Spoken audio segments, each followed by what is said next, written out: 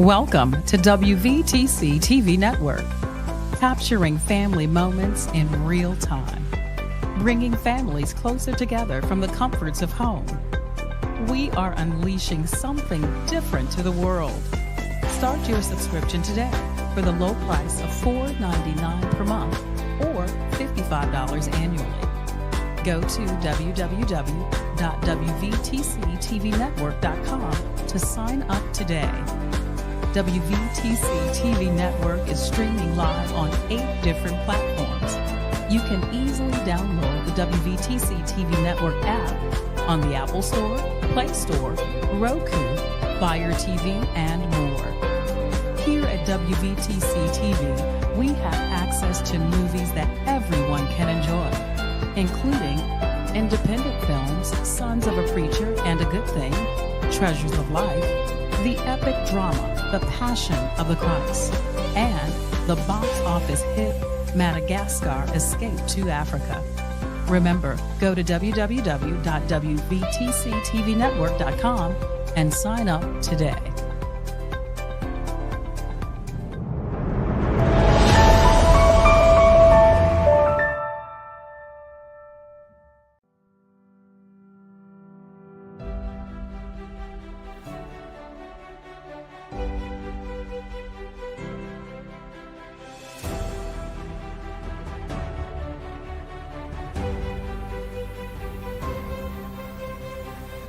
To be honest and upfront about what it is that you want, and then it's also in that piece of talking about your expectations.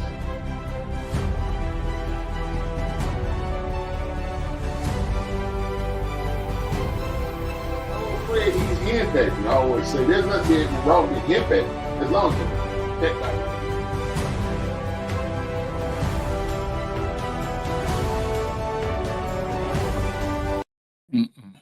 Hey, praise the Lord, saints. I pray that you are having a blessed day.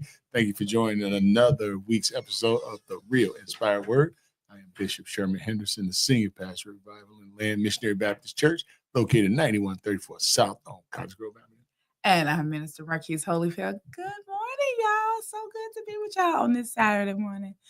You know, the weather is changing. It seems like we so slowly getting into the cold weather, y'all. I'm not ready because I'm a hot weather girl. I know. So it's November. I know. But while you all will be in the cold next week, I will be thinking of you. You will be in my prayers as I will be in sunny Jamaica. Yes. Bishop will be enjoying sun. I wish I could go and jump in his suit. You should have told me. We'd have hooked it up. I know, we should. We could have had a couples trip. Yeah. But next time. Next time. Okay. Praise the Lord. But we got an exciting show for you, everybody, today. I'm excited. A lot that's been going on. Oh, my God. It is been a lot been going on. So, of course, y'all all know, last week was an interesting week. We have a new president-elect. It's a return of a president-elect, and a lot of us was not happy about it. However, do you think he played the LL Cool J Don't Call It a Comeback thing in this thing? I don't think so.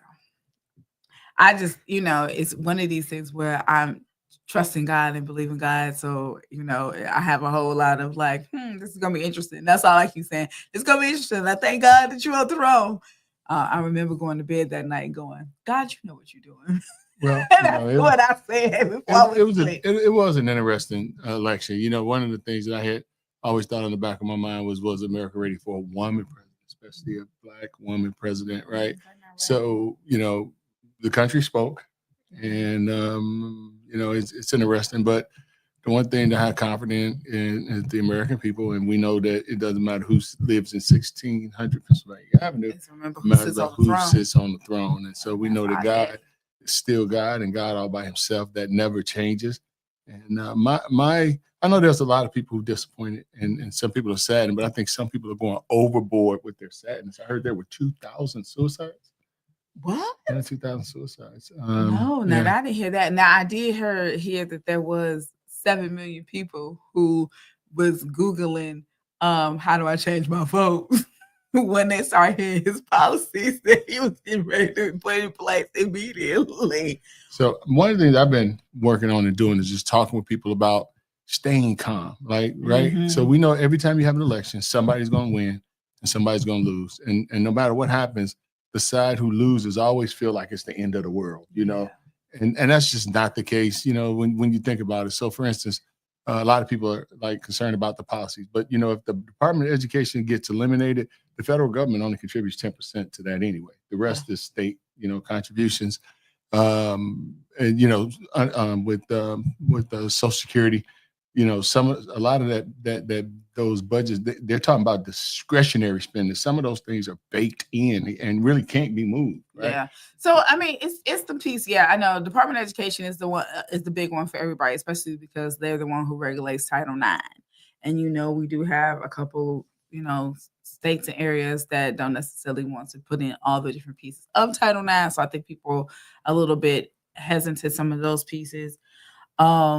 I think also the thing that's affecting people is what changes that they may try to do to the Affordable Care Act, which we all know. Yeah, I don't think they're gonna touch that. I think that one is so far-reaching and touch so many people, because you got to remember there's going to be an election in 2 years. So for Congress for sure. So in 2 years, everybody on the House of Representatives is going to be up for duo. So that's why I say that we have to realize that we have balanced checks and balances in the country, because you know there's a lot of people on both sides of the aisle that benefit from the Affordable Care Act. Yeah, I know, and I think some of the people. Good.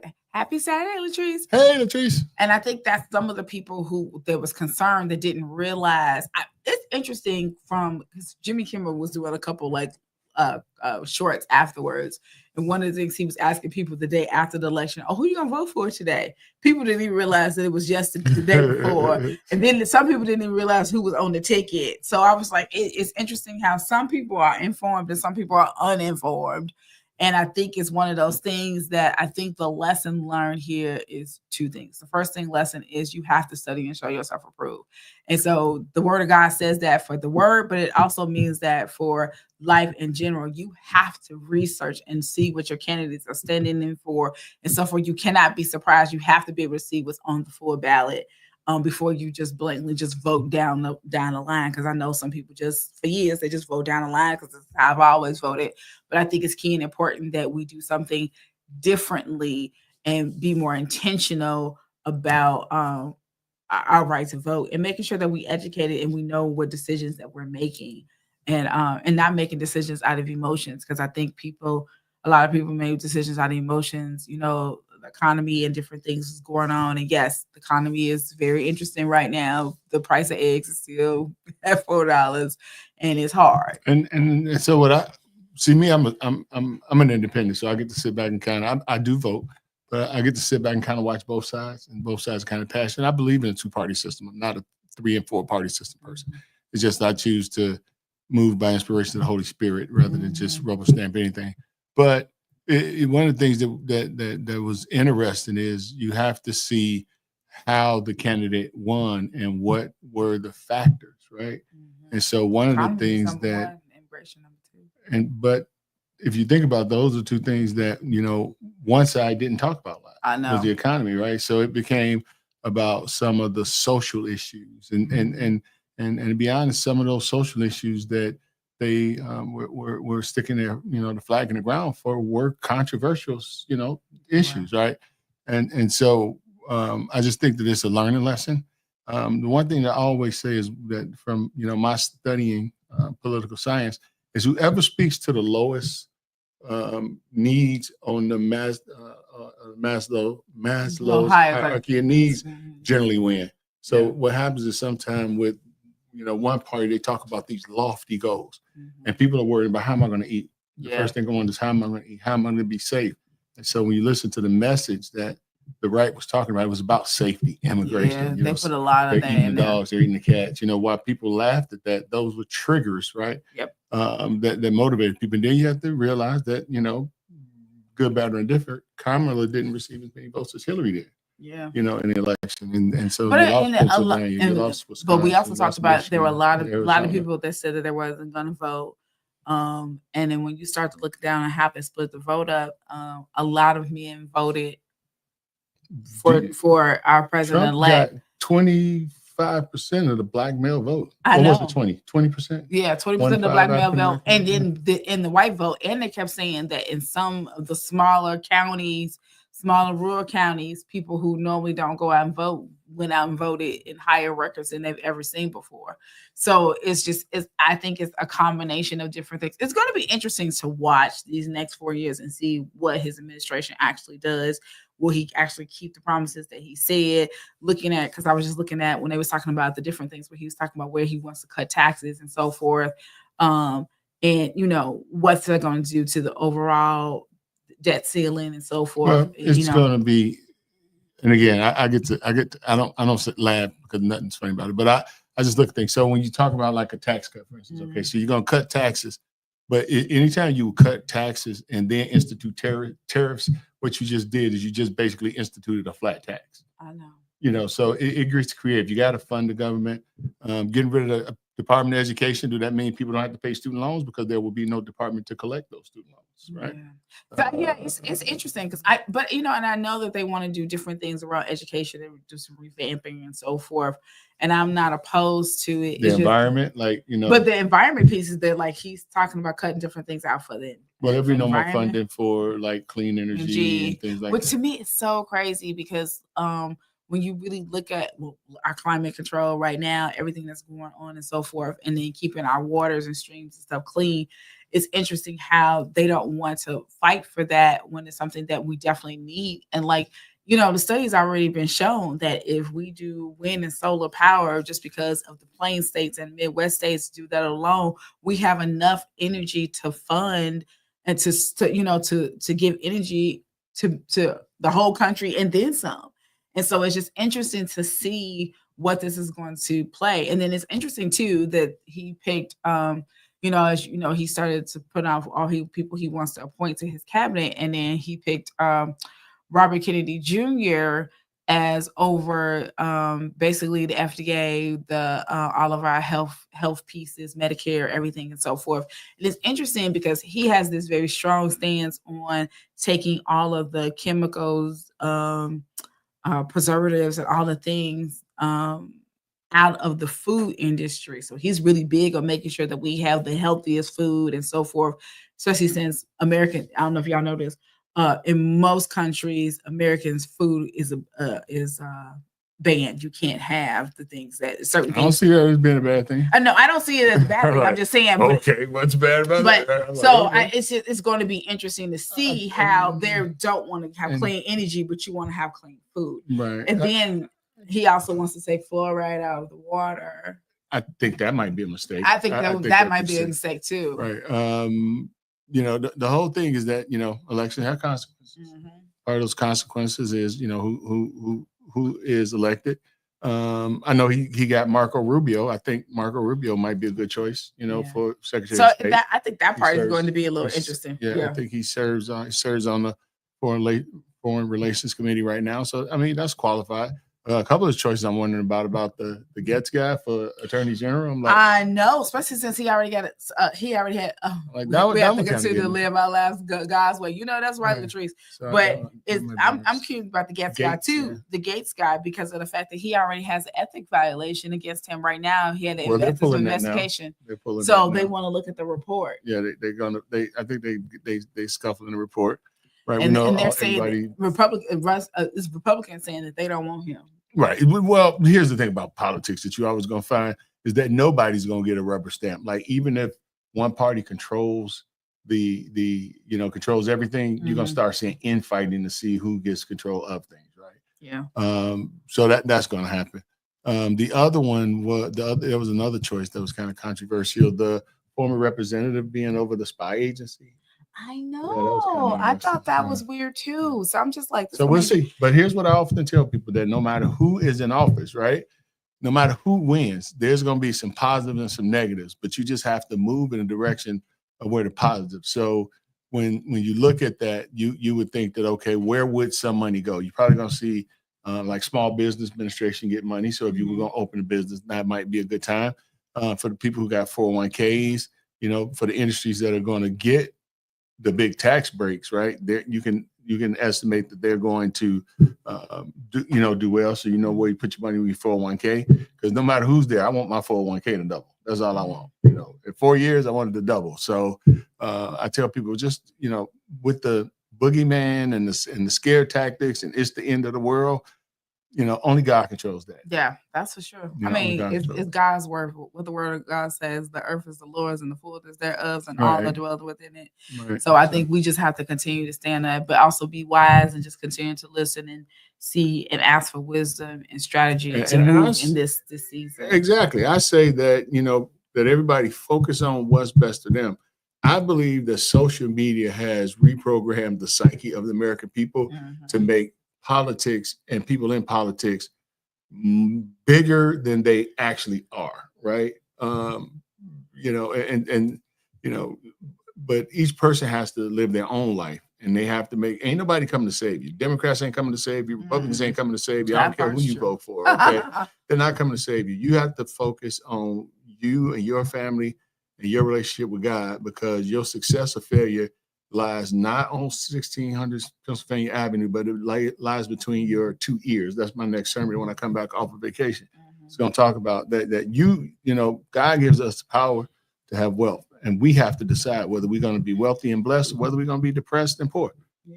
It's a choice. It is. It's very much so a choice. So, I'm going to be blessed by the best. I'm already blessed by the best. So, like I said, no matter what, who president, what economy and whatever's going on, God already has elevated me and promoted me. Because the weird thing about it, when you look at the economy, when the economy is at its best is the worst time to invest money. It is. Right? Because the idea is buy low, sell high. When the economy is bad, most people start taking their money out of the market. It's like, no, don't do that. That's when you need to enter the market. Right? And that's because we do things by our feelings rather than wisdom. The Bible says, in all that getting understanding. Okay, so just keep watching, y'all. Also, a couple of updates. So, because we're in this holiday season, and so they're saying be aware of. There's a lot of fake websites from some of major pieces. So Netflix, Google, Walmart, Amazon, all those different. There's a lot of fake websites popping up, and what they're doing is it looks like the original website, and it's asking you to log in and put your password in. Yeah. So they'll send you an email or something, and they're saying go directly to the site. So some of the things to look forward to is look at the URL. If it has like letters or something behind it, it's not a regular URL, then y'all know that that's like this next one telling me I can get 80% off of the Polo Factory if I just put in my social security number. Right. So don't put in my social security number. I wanted 80% off. Okay. No. So just that type of stuff. Just be mindful and so forth of all those things going on. And then, like I said, always just go to the regular website, type it in yourself, absolutely. And then don't click on all these different links and so forth, especially since, scammers are trying to they're trying to get stuff for this holiday season. And then they also said, just be careful too, because as the new administration is very big on crypto, you're going to see a lot of crypto scams and frauds and stuff too. So I'm done with crypto. Oh, I know you did your thing. I'm not a crypto. I ain't messing with crypto. Me and crypto broke up. Yeah, I agree with you. But I'm just saying, be mindful, y'all, this holiday season. Be wise. Also, GM just announced that they're cutting 1,000 jobs, y'all. They are cutting 1,000 jobs. They're saying that there's a lot of uncertainty around how for them to really push electric cars, and they haven't really been able to push it and get them out there the way that they want to, or people buying them the way that they want to. So, and now you got an administration that wants to, pump up the fossil fuel industry. So I think those two things go hand in hand. Although I think that electric vehicles, I just think that it was pushed onto the public too fast. Yeah. Because one of the things, I would love an electric vehicle, right? To never have to pay gas again. Yeah. But I'd be worried all the time that what happens if my car runs out on a dark highway in the middle of the night, Well, I mean, that's why it's important to have that hybrid. So it takes gas and takes electricity and so forth. So you got that balance and so forth. Because they tell you that you should have the hybrid, because the hybrid is for those long roads for the gas purposes, and then your day-to-day stuff do the electric. Yeah, I would do a hybrid. I could definitely see that. But the fully electric one, I'm like, I'm gonna take a pass on that. Yeah. So just be mindful, y'all. Now, what do you think about self-driving cars? Really? It is going to happen. I mean, I know it's Okay. happening. It's going to happen. It's being tested, but Can I tell a joke real fast? Go ahead. Okay, tell a joke real fast. But when we think about self-driving cars, in the early 1900s, when they were doing electricity and everything else, they strung the poles, hung the wires, brought them to the house, gave everybody a lamp and a bulb and everything else, and they hit the switch, and the lights came on, and the guy goes and get his lantern and light and say, "Wow, these lights are gonna make it real easy to light these lanterns going forward." Yeah. So sometimes we get stuck in paradigms. You do know self-driving cars are much safer than yeah, people. I understand Accidents that. happen because But my thing, yes, accidents do happen because of people. But my thing is anything at this stage in this stage of the game where it's the car can drive itself and we got all these hackers that can hack into the computer systems. My thing is like, what if somebody has the ability to take over a car? You know, I've been watching. They can do that anyway. I know, but I've seen too many. They can do that anyway, because if your car has any electronic functions, it can be hacked. You know, if you have anything that's internet based, right? So most cars have internet in them. You know, most of the cars that's made after 2020 anyway have the ability to have internet. And I mean, you know, I guess. So I mean, there hasn't been a lot of Tesla accidents. No, it hasn't. I mean, I don't know. I don't know how I feel about that. Oh man, the idea of getting in my car, going to sleep, and let my car drive me to work, I love it. Where do I sign?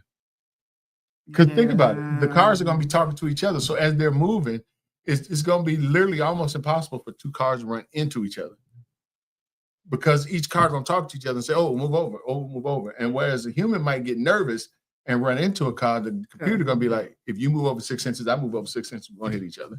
They'll be doing that in real time. I'm into technology. I love AI. He a technology. I love AI. He love everything AI. Yeah, you know, my thing is like, I'm not against AI. I'm not against technology. I just want, he said, I agree with you, Mr. Latrice said. My thing of it is, I'm not against technology. I just know that people like to use things for the negative, and that is my concern. But it's here. So the thing about it is people were going to do that anyway, right? So the government can put in regulations where they can, you know, make it illegal. So if somebody do something, there'll be some punishment for it, right? But here's my thing with AI. I believe, my personal opinion, I believe that AI is going to revolutionize medicine so quickly that in 10 years, people will be living 30 years older, because it's going to be able to diagnose, troubleshoot, and I believe that there's going to come a time where 3D printers are going to replace organs. Oh my God. I believe it's happening. I'm thinking this is probably 10, 20 years away. AI is going to revolutionize things so quickly that and I know it's scary. It's scary, right? It's scary. But you know, but it's here. And I'm like, well, let's just make the best of it. You know, I'm encouraging young people to go to school and learn how to use AI tools. If you don't do anything else, learn how to use AI tools before everybody else do. And then that is going to make you more valuable, right? Think about it. You write a dissertation in 2 hours. It used to take months. Yeah. Write a dissertation in 2 hours now, right? Yeah, so, it's true. Because I've used some of the technology with photographs and so forth. So I literally told it to make a video of me, and it literally made a video. It got the voice wrong, and it was a little jumpy. So there's some thing, but it literally took a picture of me and made a video with a voiceover of my voice. I'm like, this is really interesting. It's pretty cool. I like it. It's exciting to me. I'm an AI person. Anything. I mean, I'm not, like I said, I'm not scared of it. It's just like, just imagine we don't even have to come in and do our show. We'll be like, okay, just show me and Marquise in the show. Here are our topics for the day. All right, run it, and we can just be home. To me, that's gonna make people lazy. Absolutely. So I don't want to be lazy. The word of God talks about laziness, and that ain't one of my things. No. It's just going to shift things, right? Think about it. There used to be a time when you had to have a group of people to go and do agriculture when it was agricultural society. Then machines came and did agriculture. People say, "Oh, it's going to be the end of the world," because it made it easier. It did make it easier. So just think about it. You will be able to do products and services around the world much easier because you will have tools to do it much faster. That's exciting to me. I love it. All right, we'll see how it goes. All right, so other things in the news, y'all. Just continue to pray for the Northeast. They're dealing with fires now. They've had some very dry spells and so forth. So there's been some wildfires in the Northeast. They're saying 43 million people are under fire alert watch. in the Northeast, so in different parts of New York and so forth. So just be mindful, continue to pray, and of course, continue to pray for our West because they've been dealing with stuff. And Latrice says, I just believe it's taking people's jobs. Unfortunately, I'm with you, No, they're girl. gonna do something different. I guarantee you, they're just gonna shift and do different things. Well, we have to see how that goes. Yeah. So that is so those are our in the news pieces. Oh no, we have to give our football updates. Oh, you know, It's gonna be depressing. Tomorrow's gonna be a tough day. this is the thing. Last week was a tough week. I am very glad that I have learned to love other teams. That's all I'm gonna say. I'm not saying I'm still not a fan. I am still a fan. I need therapy. But I have learned after my loving Justin Fields and everything that was going on with him, I'm gonna just say it one more time. People can't say that it was him. No. People can't say, oh, Justin wasn't ready or Justin Now I ain't saying that Justin still didn't have, still need to learn some stuff and need to develop his skills. Because he was 4-2 when he was playing. Right. He was, he was 4-2. doing 2. But I'm just saying, yeah, he was 4-2 when he was playing. All I'm saying is everybody was so excited about Caleb. Everybody was so excited about all these different things that they did. And we still looking at the same situation that we was looking at before. And all I'm saying is we need to change some plays. We need to change some coaches. And you know what hurts for me? We need to change culture. Is that, I have a team, so I work in Milwaukee a couple of days a week, and I have to sit there in restaurants and people talk about how great the Green Bay Packers is. I know. And I have to sit there and be like, yay. So, I'm not really in football because I'm not going to cheer for the Packers. Yeah. I'm just saying like that. I have other teams that I root for. Let's pray for us. Pray for us, the Bears. Yes, Latrice, you're right. But I'm grateful that I where Justin went, I still support, and then Russell's there too. So I like Pittsburgh. So I call them my son. The Ravens. I call them my sons because they old enough to be my children. So it's like Lamar, the Ravens, the Eagles with Jalen and Saquon. Oh, we do have to talk about. I know Saquon in a week and a half ago when he did that reverse hurdle. Awesome. Yeah. Okay. So, Pittsburgh, the Ravens, the Eagles. I also like me some Devontae Adams, though the Jets still not doing as well as they should be. But help. I don't know what's going on. Mr. Rogers. Yeah, I don't know if he just I don't know if he got old or what. Yeah. It's speaking of old, did you see the Mike Tyson fight? No. Okay. So Mike Tyson fought this guy yesterday by the name of Jake Paul. Jake Paul is he is an influencer and he does boxing. He's actually, he's pretty decent. But so it crashed the Netflix servers. Yeah, because everybody was ready to see the fight. Yeah, and it crashed it. But it just goes to show you the drawing power he has. But in the fight itself, it was really sad because Mike's skills has diminished so much. That's what I'm saying. It reminds me of, that when you go to the neighborhood carnivals and they had that old tiger there. Yeah. It's like the tiger like 90 years old. It's not eating anybody, right? And that's what this was like. To see Mike Tyson, from what I know about him and in his glory, see them march him out there and he just looked like the old man in the club. It was really sad. It was really sad. I mean, the guy he was fighting was so slow. I was like, the Mike Tyson 35 years ago would have took him apart in like 5 seconds. Yeah. It would have not even been a fight. But now, you're fighting against an old man. That's really then I was sad. impressed That'd to be hear like me fighting Joe Biden. Yeah. I mean, it's like I heard that he went actually 8 rounds. No, he did. He didn't get knocked out. He went 8 rounds and everything. But here's I hear the truth wasn't a really draw bitch. Yeah. No. Paul won. But the thing about it is that David said he is infamously known for fighting people past their prime instead of fighting opponents that on the same level than him. Right. I mean, Tyson's almost 60 years old. Although George Foreman won the title in his 50s. Yeah. But I digress. But Tyson, he was so old, and it was the punch that got me. The guy only threw like 20. He only landed about 20 hits and threw about eight, and he only hit the guy 18 times in 8 rounds. I mean, that's not Mike Tyson. Y'all know it's not Mike. Okay, so it's like, come on. You know, So then it's Jake's talking about fighting Floyd Mayweather. How old is Floyd Mayweather? Now Floyd may knock his behind out. I'm just gonna say Floyd that is right like now. old too. He old, but maybe he'll fight Sugar Ray Leonard next year. He'll fight Sugar Ray Leonard. Yeah, come on, man. when you do Floyd Mayweather, I think Floyd gonna Come on. Floyd Now, you want to fight somebody? Fight Conor McGregor. I'm throwing the time. Now you want to fight somebody that's retired? Fight Conor, because Conor will take him out. Oh, for sure.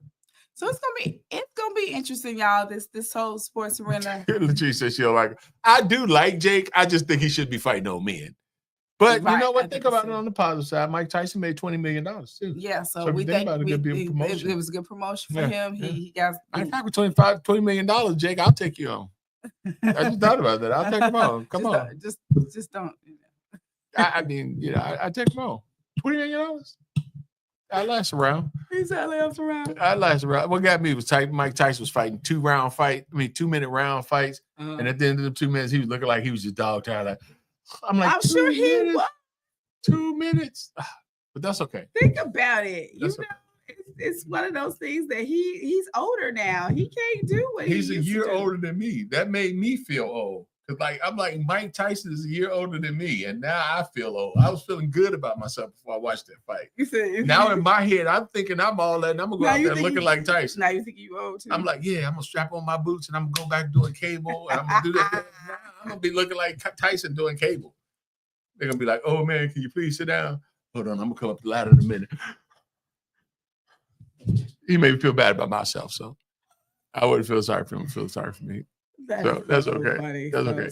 So I'm going to the gym tomorrow. I'm going to get in shape because I don't want to be looking like that. I mean, he came out there. He had a gray beard. Like, oh my God! Oh no! He was like 20 pounds overweight. He was all around like. I think Mike just woke up and like, I'm gonna go make $20 million a day. That's what I think happened. Mike like, okay, I'm just gonna get up. But he didn't get knocked out, right? He didn't get knocked out, and he took the shots. So it lets you know he still got it, but okay. But let's talk about relationships. So our relationship topic for today is Bishop. Did you? You ain't getting me put out. Got nothing to say. You ain't getting me put out. So our relationship topic. So so it was the Instagram reel that I sent to Bishop, and I was like, "Oh, we should talk about this." And so it's all about how do I say it? So it's all about making sure that you are not the right fit. How do I have to say it? Compatible, but making sure that you're doing the right things. So he was like, don't do the bare. So this person says, if you do the bare minimum, you need to just walk away. And I agree with he was that. like, do not allow people to do you the bare minimum. Don't. I'm telling you, it is better to end a relationship if you feel like somebody is not giving that relationship their all. You deserve better. Don't let somebody treat you like anything. And I think people, because of loneliness and because of what they hear, they tolerate. They tolerate people that don't treat them right. And I would tell anybody, if you married, you need to go to counseling to get together. We're talking about, I'm not telling anybody to leave anybody if you married, but I'm saying, but if you're in a relationship and that person's not treating you right, not feeding your self-esteem, not valuing you, not sharing with you, you need to leave. Yeah, because so this person was just giving this. I wish I could play it for y'all for a few minutes so y'all can hear what he was saying. But he was like, "Yeah, they give you the bare minimum. They're not giving you enough time. They're not giving you their best of their all." It is called emotional and what I seen on that was the equivalent to emotional and romantic neglect. Yes. It was neglect. I ain't letting nobody treat me like that. Right.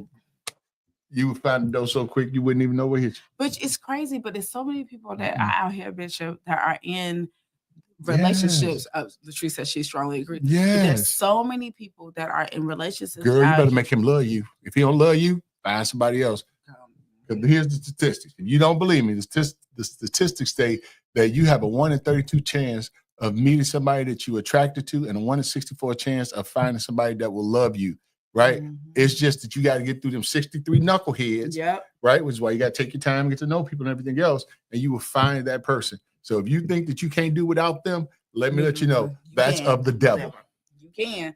And it's important for, I think a lot of times women do the settling thing. And I think it's important. And I think some men do too. I was gonna say, I was thinking men. Well, maybe because I'm a man, you're a woman, so we probably saying for different languages. I think from Teresa, I'm not scared to say teach Bishop, but my thing really is about this is that I think it's important not to settle, because you get in this place because so many people have been through the thing of like feeling like they're not enough, feeling as though that nobody will love them in the state that they're in, and they're dealing with their own internal turmoil instead of really understanding that, okay, I'm beautifully and wonderfully made. Like, I'm a child of the King. You know, God don't make no mess.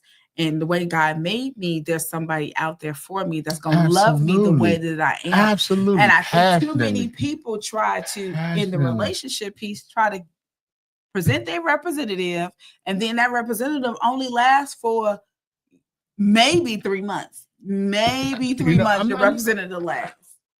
I look at dating from a different lens. Like, I like with me, when I was in a dating phase, right?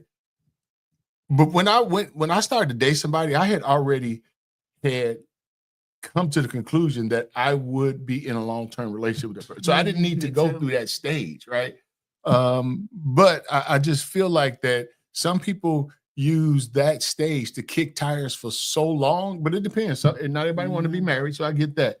But I believe that people use that stage to kick tires to do what they want to do. And I believe that for me, right, and maybe because I come at it from a different lens, I believe that it needs to be intentional. That's why I don't like that thing that the world do where they do the what I call the bachelor thing, where you dating 2, 3, 4, 5, 6 people. I know. I'm not into that. I'm like, no. I'm gonna date exclusively.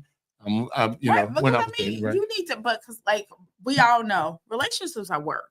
You need to put the work in. You need to put time in. Absolutely. You also need to allow time to grow, and then it's also time to be reflective. And so, like, I think some of the things that I have learned, this second time around is looking at things in a very different perspective, understanding like, the baseline pieces. Are we friends? Can we get along? Right. We enjoy just being in each other's company, and that's one of the things. I'm sorry, go ahead. Yeah, enjoys being each other's company and getting along and so forth. But also, can you work together as a team and deal with the ups and downs? And I think the problem is that social media and the fairy tale effect, and they live happy after, does not present that there are going to be trials. There are going to be tribulations. Yeah. There's going to be times where it's going to be a season where you're going to have a lot of money. It's going to be a season where you don't have no money. Right. It's going to be a season where things are going to be health situations or mental health situations and all these other different things. Life changes, job loss, all kind of different things will go in. Loss of parents and so forth. You're going to go through things. And if you did not build the relationship on that foundation, just said that, hey, I am in the trenches with you. I am your support. Your safety. I am the person that you can talk to, and I got your back. If you built it on she cute or he cute or what they can do, they got some money. Girl, he got money. He drive this kind of car. Or what they can do in the bedroom and all this other type of stuff. It's not going to last. And the truth of the matter is that you can have a relationship with all of those components, but it goes back to when somebody says that, well, why do you love me? And then somebody goes down, because you're beautiful. Because you're smart. What happens if that person get hit in the face with a brick and ain't pretty no more? You're not gonna love them, right? What happens if they gain weight? You're not gonna love them no more. Right. And it's those you should love them for who they are. Person. They don't have to change. They don't have to be nothing different. They don't have to put on no pretenses. It's not about all of those, those superficial things. That you found a person that you love and that you want to spend the rest of your life with. Yeah. Latrice says, yes, you learn all the seasons, including health. And I think that's key and important because as we get older and as we age, we're going to go through these different things. So if we don't have the relationships and so forth, where we put these things in perspective, like it's not gonna last. It's funny. There's a new artist that I found. It's a secular artist, but the name of the song is called Shoelaces. And she talks about, I love how you never tie your shoelaces. But she's really talking about the differences. I love the differences in you. I love the uniqueness in you. I love the different things. She said, sometimes I say that you were a mess. She said, but that's one of the things that I love about you the best. And I think that's key and important that we get to this place of understanding that we love each other And you for who each fall other in love are, with a person, and not the ideal. Right. No, right. Not the ideal, not that, Prince Charming. I don't care who you with, they're gonna have shortcomings, they're gonna make mistakes. You have those seasons, like you say, when you disagree. But I believe that if you have strong communication skills, then you can get through disagreements, because basically it's about being heard and the other person valuing your opinion, not gaslighting you. If anybody's telling you that the way you feel is wrong, they're gaslighting you. Right. They should listen, and they might disagree. I might disagree when you say that I can't sing that good. I think I sound like Luther Vandross, so I'm gonna accept your opinion. I hear your opinion. I just disagree with it. And it's about having those strong communication skills because who wants to be a prisoner? Who wants to be in a relationship? Would you want to be in a relationship with somebody where you can't express yourself? No, I mean, well, from past experience, I know it doesn't work when you don't allow the person to be who they are fully in every aspect of life. They do feel like a prisoner. They do feel like they're lonely. They do, and then that's when people start to seek out other avenues to get what it is that they need. Absolutely. And so it's one of those things that I think is key. I think it's key that after you've been married for a long period of time, in a relationship a long period of time, don't take the person for granted. Absolutely. Always be thankful and appreciative and so forth. Have the open lines of communication. And I think it's something about where it's one of those things that I realized that none of us was really taught. It's about this safety thing. And when I say the safety thing is having a safe place to go when the world has, always fought up against you.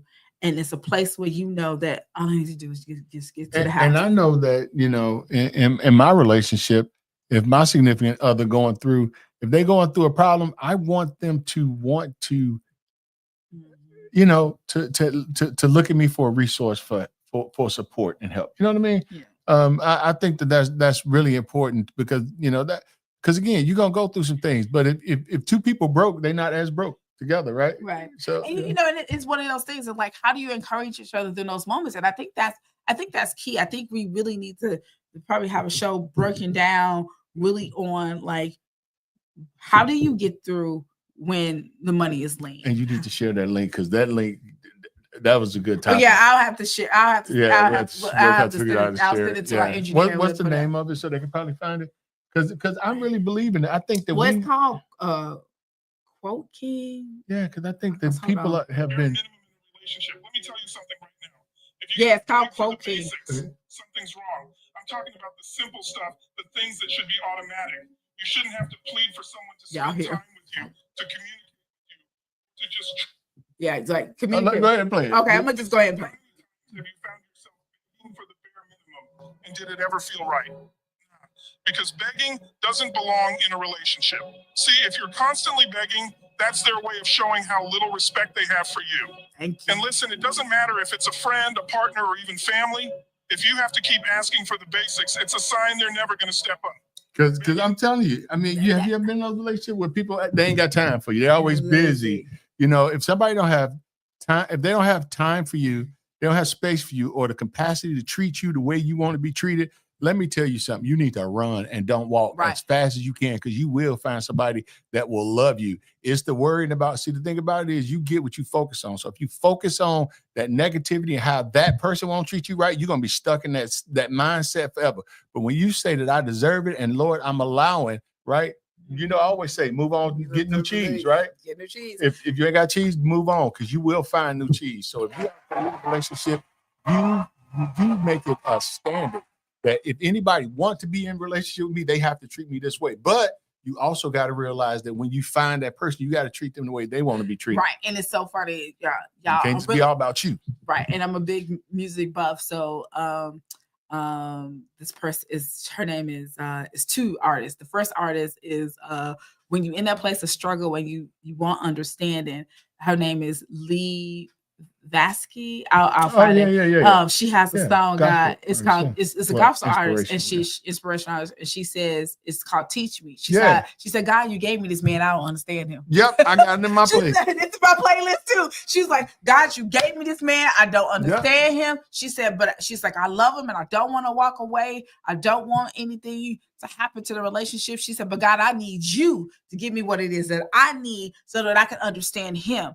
And I think sometimes we have to understand in the relationship that there's going to be moments where we're going to ask God Yeah, to help us to figure it out. How do we figure out, like, God, how do we figure this thing out? Here's what I think. I think people in relationship should pray together, first of all. And then I think we ought to be praying and ask God for the wisdom to know how to love that person, because he made them, right? Instead of us trying to fit people to our mold. And that's the thing about it. People trying to get people to change. No, you got to love them the way they are. And if you don't love them the way they are, then you keep moving, because you don't got the right to come in nobody's life and play God. They had life before you came, and God forbid they have a life when you leave. So we have to say, Lord, teach me how to love them the way they need to be loved. And then it's also, y'all hear me say this all the time. I can tell y'all this is the next book. So, but it's called The Little Things. And it is the little things. I think we have gotten to this fairy tale world where we think is the flowers and the fancy dinners and it's the trips and all this stuff. And all those things are great. You do need those things in the relationships, but really can they run you some bath water? Can y'all drink a cup of coffee and laugh together? You know? Can y'all go on a walk together? Can y'all sit in there and do your favorite thing and his favorite thing and listen to music together? Can you all have a honest conversation about whatever, learn about history, watch a documentary together and just grow together and not have these engaging conversations? Do y'all send each other, me and my significant other send each other music that remind us of each other? So he would be through the day and all of a sudden I get a text message and I'm like, "Ooh, what song you sent me today?" And then I listen to it and I laugh because it's representative of who he is, or representative of who I am, or representative of what's on each other's mind. Right. Just that you're thinking about each other and that, because you want to be, know that you're on your significant other's mind and they're on your mind and they're willing to be. Because what gets me is sometimes with relationships, they have to be this old structured thing and all of that. Sometimes you just want to be silly together. Sometimes you just want to, or sometimes you want to be serious together and talk about some things, right? It's about just engaging, being able to communicate with the other person and allowing them to empty themselves out and to pour into you. And then you're reciprocating that love and being able to pour back into them. That's relationships. There's other stuff they got. I don't even want to. That, and it's one of the, I'm with you. It's one of the things that my significant other always says. He loves the fact that I understand his story. And it's funny. We all writing a story. We all live in a story. We all writing out what our life is looking at right now as we go through our day-to-day process. When you're not with him, do you be excited when you get back to him? Oh my God, yes. Yeah, It's funny because like I'll pull in the driveway and he'll be outside with the dog sometime, and we both do this smile like, "Hey," and it's like, "Hey," and then people will ask me how he's doing, and I'm smiling, and people, I recently saw some friends that I hadn't seen in a long time, and they looked at me and they was like, "Oh my God," they was like, "You are glowing, you are very happy." I said, I am really happy, and so it's one of those things that Bishop always has taught us that your significant other cannot make you happy, but they can enhance your happiness. And then you also have to understand too, that when you realize that you can't make that person happy and that person can't make you happy, but you can enhance the happiness, you can add to it. Leslie has a song, "What is you going to add to me?" And I think that's key and important for us to really think about it, because it's like, stop thinking about the worldly things and let's think about, the things that are eternal things that God talks about, but also really let's start to think about what are the things that you're adding. Are you adding joy? Are you adding peace? Are you adding comfort? Are you adding respecting their life, right? Because like in the situation that their goals and their passions, they had a whole life before I came along. So I have to respect their life, right? Because that's what happens. A lot of times when people get in a relationship, they want to rip the other person from where they are and insert them, but that's not realistic of life, right? But it should be like, you have children, right? So when people have children, then they got responsibilities, and so the relationship should be in support of, because we know children are always nice and never get on our nerves. So we don't need to talk about that, right? So, And how about children? I don't care how grown they is, they still need their mamas and daddies. I don't care what it is. It's always they. Isn't it amazing you get to a point where your kids think you're the child? Oh my God, yes.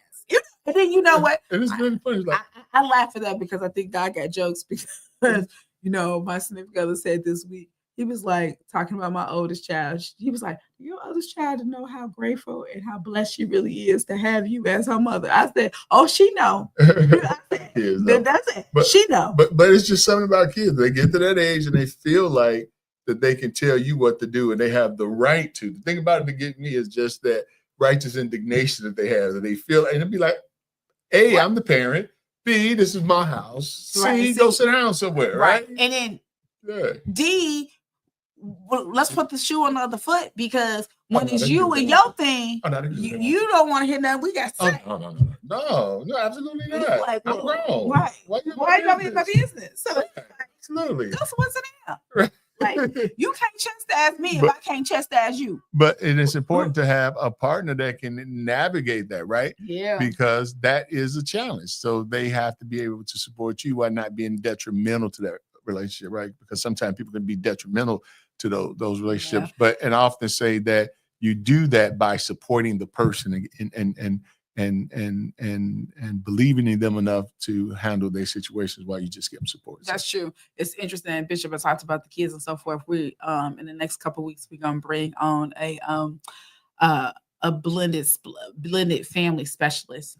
She's gonna talk. Her and her husband are gonna really talk about their story. How he had been married and she had never been married, and they got together and got married fairly quickly and blended the family, and then the ups and the downs and the things that they learned from it, and how their blended family has become so strong and strengthened and so forth, and how she's been able to help other blended families to really think through processes, because there's different things I think that we don't think about, the healing that needs to takes place depending on how the situation what the dynamic happens. is that person divorced or is there widowed? Yeah, because those matter, because kids sometimes struggle with the new parent and new independence that parent has. Yes. And they struggle with it. They literally struggle with it. And it's like the parent has to have that autonomy to go forward in life, whether it's through divorce. Because if you got divorced, kids sometimes always want their parents to get back together in their mind, right? But I think if you're widowed, then they feel like that you moving on in some way is disrespectful to the memory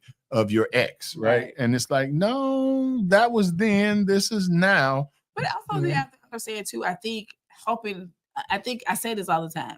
Children have to understand that we as parents, y'all didn't come with no rule book. Y'all didn't come with no instruction manual.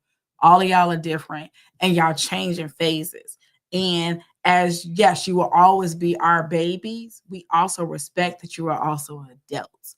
And so we in turn ask for those same things. And sometimes we move in ways not thinking consciously that, you my child, but you 30 years old, you should be doing this right. And y'all still want to be treated like you're 16 when you were 16.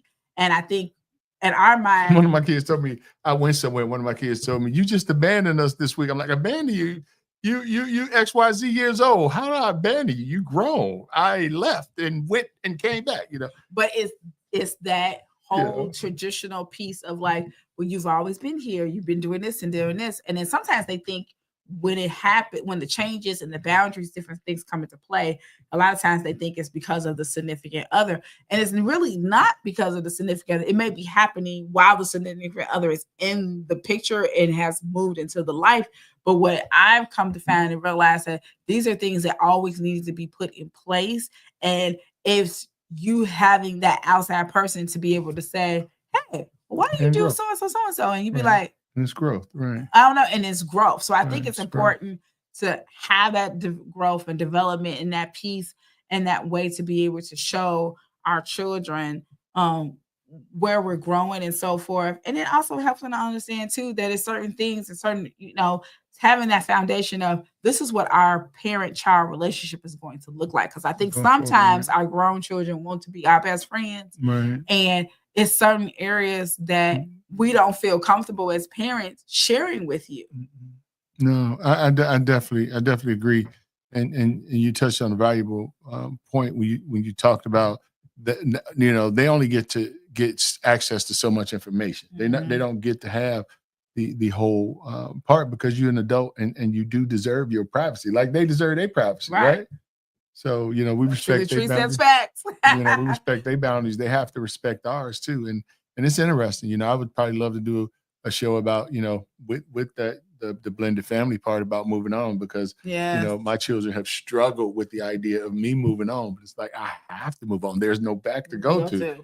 I mean, and for me, I think mine, it's funny. Their father actually gets married this evening, and so they're struggling with all of this, because I think the reality has really sunk in that, like, oh, like, she brought somebody new into the family. Now he finna bring somebody new into the family.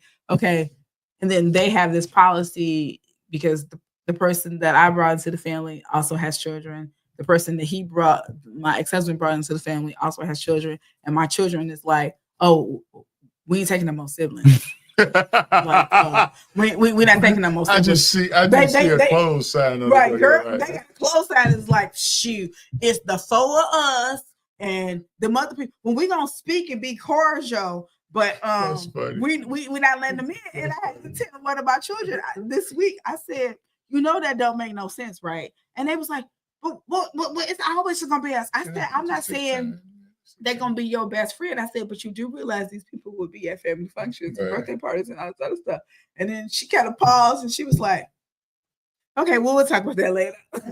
So it's interesting, but that's an interesting dynamic, right? That people have to navigate as people grow and as life change. A lot of times our children, I need to call my children, my adult children, yes. Right? They just have to mature, and sometimes that's a process for them to mature, because they feel like you're changing and you're different, because they want it to stay the same, but life moves on, and you have to move on, because if you don't, you only got one option: forward or out. That's all you can do. And I think they have to get to the place of understanding too that we are human beings. We have needs. We have different desires. We want to be able to have a full and healthy life, and also understanding what your emotional and mental capacity is. And I think that's the key, because I think they want to live in a place of, this is what was healthy and happy for them. And it might not be a healthy, happy place for us, or it may not be a place where we can, like you said, or go back to, or there's no back to go to. And it's like, for me to move forward with my life, I actually have to move forward. I cannot sit. And some people want you to sit and stew in and not only kids, sometimes people in your life want you to sit and stew in it. And it's kind of like, well, everybody else is living their life. I have to live my life too. Right. You can't just, it can't be this thing where people are like, oh, well, you should be sitting and stewing in it, because I think people have to understand, what is that person's emotional and mental capacity? Because, like, for me, I am a very problem-focused, solution type person. I listen, I hear what you say, I ask you, do you need help in stuff? If you say you want an alternative, I'm gonna give you an alternative. But my thing is, I acknowledge, I apologize if I did something wrong, and then I'm already at, okay, how do we course correct? Right, and I know for some people, they're like, well, they like, well, can we just sit here? And I'm like, my mental capacity can't sit in here, because that puts me in a place of depression and anxiety. So I can't just sit here with you. Like, I acknowledge that you got these feelings, but I can't sit here with you for 6 months. Date for a year and a half, and I'm thinking to myself, you're absolutely lost your mind, right? Because I understand what you're going through, because all of your life you've seen this picture, right? But you have to realize that life changes, and you have to change with life. And that's not just my kids. Sometimes it's those that my extended around me, right? Because I have one person that told me, and they meant well. They was like, I'm not ready for you to be in a relationship. I'm like, what do you mean you're not ready for me to be in a relationship? That is crazy to me, right? Right. But it's because people care about you, and they come to the table with their own needs, but they have to respect boundaries. Yeah. Healthy boundaries, right? And I think kids are time goes on. Well. Yeah, so that was a good topic, but I definitely encourage going to look at that, because you need to be treated right. I don't care who it is. If you feel like you always begging, and you always wanting, and you always striving to try to fix the relationship and everything else, you're in a wrong relationship. You need to find somebody that's gonna love you, treat you right, honor you, respect you, give to you, treat you right, meet your needs. Your needs are not optional. Do you hear me? Not optional at all. And then, as my father always taught me, one lesson he said before he left this earth. He said, baby girl, he said, a man that really wants you and want to be with you will move heaven and earth to do whatever he got to do to be there. To be there. Amen. If somebody's not going to be there for you and they want to slot you into time and it's amazing what you will tolerate when you don't know no better. But then when you know better, you be like, oh yeah, no. To the left, to the left. And look, I learned, y'all, that's the first chapter of the book of Happy Life. We talk all about being lonely, what lonely isolation will make you do some of the stupidest stuff. And don't be afraid to change if you ain't happy. Okay, we gotta go. We thank you. We thank you for joining us for this week's show. It is exciting. We pray that if you have time, you can come out to Revival Land Missionary Baptist Church, 9134 South on Cottage Grove Avenue. We have services at 11 o'clock, and we would love to see you any day. Yes. And as we always say, don't meet us there, beat us there. And so we're super happy that you spent your Saturday with us. And have a wonderful Saturday, y'all. We'll see y'all next week. Bye-bye. We got an exciting announcement in 2 weeks. Yes, 2 weeks, y'all. Okay. Bye now. Bye, baby. Go to your Apple or Google Play Store and download the WVTC Gospel Radio app today. You can also say, Alexa, play WVTC Radio Skills. Would you like to play WVTC Radio Network? Absolutely. Download it today. Views made on the preceding program are not those of WVTC Radio, iNetworks Communications, or their financial supporters. Winning victory through Christ, WVTC Allsip Chicago, and iNetworks Communication Station.